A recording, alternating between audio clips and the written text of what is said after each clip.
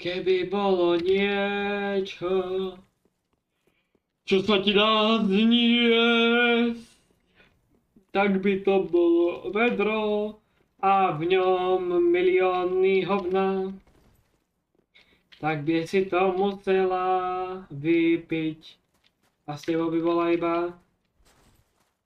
krovka.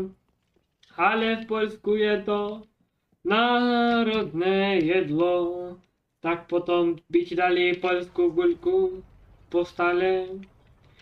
Najlepšie je toto a milióny hovien.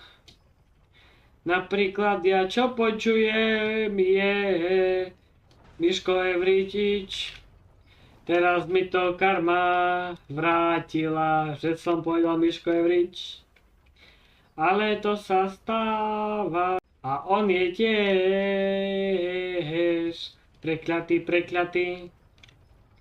Keď si kúpim sekeru, nabrúsim ju v nedeľu a potom ju otúpim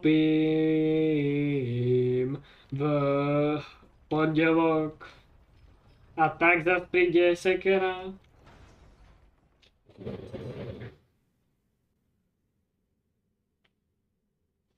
Ja to na sportovke, že takto to išiel spáchať a ten čo? A ja si dám kilo kokainu. Kilo kokainu šňupnem a bude zo mňa kokain.